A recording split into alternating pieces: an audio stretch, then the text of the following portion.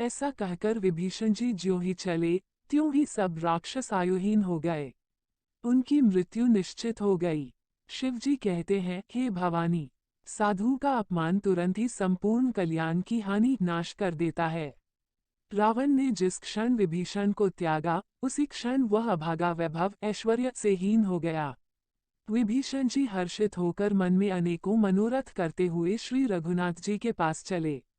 वे सोचते जाते थे, मैं जाकर भगवान के कोमल और लाल वर्ण के सुंदर चरण कमलों के दर्शन करूंगा, जो सेवकों को सुख देने वाले हैं, जिन चरणों का स्पर्श पाकर ऋषि पत्नी अहल्या तर गईं और जो दंतकवन को पवित्र करने वाले हैं, जिन चरणों को जानकी जी ने हृदय में धारण कर रखा है, जो कपटमृग के साथ पृथ्वी पर उसे पकड़ने को दौड़े थे और जो चरण कमल साक्षात शिवजी के हृदय रूपी सरोवर में विराजते हैं, मेरा अहोभाग्य है कि उन्हीं को आज मैं देखूंगा जिन चरणों की पादुकाओं में भरत जी ने अपना मन लगा रखा है। आहा, आज मैं उन्हीं चरणों को अभी जाकर इन नेत्रों से देखूंगा। इस प्रकार प्रेम सहित विचार करते हुए वे शीघ्र ही समुद्र के इस पार, जिधर श्री रामचंद्र जी की सेना थी, आ गए। वानरों ने विभीषण को आते देखा तो उन्होंने जाना कि शत्रु का कोई खास दूत है। उन्हें पहरे पर ठहराकर वे सुग्रीव के पास आए और उनको सब समाचार कह सुनाए। सुग्रीव ने श्री राम जी के पास जाकर कहा, हे रघुनाथ जी, सुनिए, रावण का भाई आपसे मिलने आया है। प्रभु श्री राम जी ने कहा, हे मित्र, तुम क्या समझते हो, तुम्हारी क्या राय है?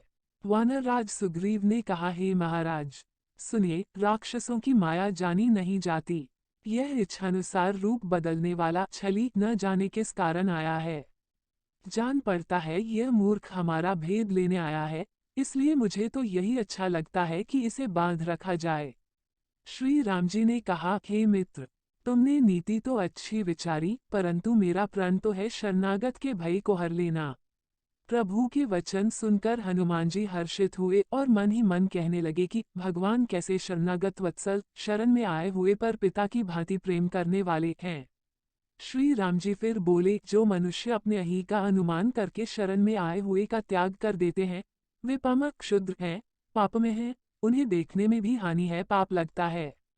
जिसे करोड़ों ब्राह्मणों की हत्या लगी हो, शरण में आने पर मैं उसे भी नहीं त्यागता।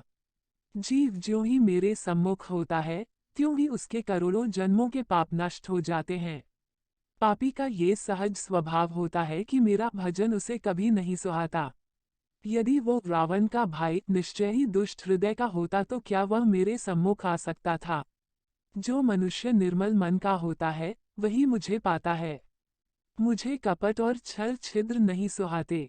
यदि उसे रावण ने भेद लेने को भेजा है, तब भी हे सुग्रीव, अपने को कुछ भी भय या हानि नहीं है, क्योंकि हे सखे, जगत में जितने भी राक्षस हैं, लक्ष्मण क्षण भर में उन सबको मार सकते हैं, और यदि वो भयभीत होकर मेरी शरण आया है तो मैं तो उसे प्राणों की तरह रखूंगा। कृपा के धाम श्री राम जी ने हंसकर कहा, दोनों ही स्थितियों में उसे ले आओ। तब अंगद और हनुमान सहित सुग्रीव जी, कृपालु श्री राम जी की जय हो कहते हुए चले। विभीषण जी को आदर सहित आगे करके वानर फिर वहां चले, जहां करुणा की खान श्री रघुनाथ जी थे। नेत्रों को आनंद का दान देने वाले अत्यंत सुखद दोनों भाइयों को विभीषण जी ने दूर ही से देखा।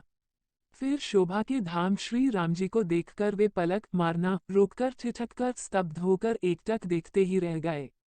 भगवान की विशाल भुजाएं हैं, लाल कमल के समान नेत्र हैं और शरणागत के भय का नाश करने वाला सांवला शरीर है। सिंह के से कंधे हैं, विशाल वक्षस्थल, चौड़ी छाती अत्यंत शोभा दे रही है। असंख्य कामदेवों के मन को मोहित करने वाला मुख है। भगवान के स्वरूप को देखकर विभीषण जी के नेत्रों में प्रेमाश्रुओं का जल भर आया और शरीर अत्यंत पुलकित हो गया। फिर मन में धीरज धरकर उन्होंने कोमल वचन कहे, हे नाथ, मैं दशमुख रावण का भाई हूँ। हे देवताओं के रक्षक, मेरा जन्म राक्षस कुल में हुआ है। मेरा तामसी शरीर है, स्वभाव से ही मुझे पाप प्रिय है, जैसे उल्लू को अंधकार पर सहज स्नेह होता है।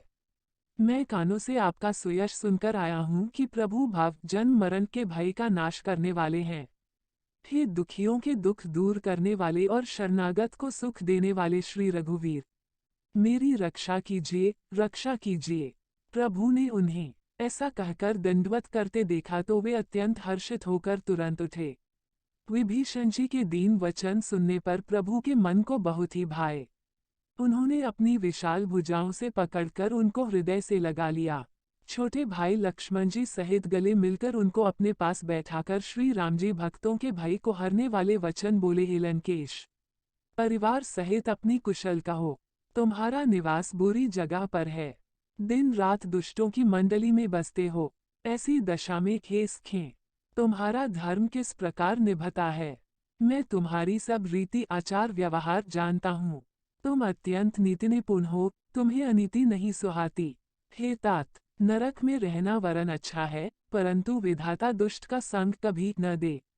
विभीषण जी ने कहा, हे रघुनाथ जी, अब आपके चरणों का दर्शन कर कुशल से हूँ, जो आपने अपना सेवक जानकर मुझ पर दया की है।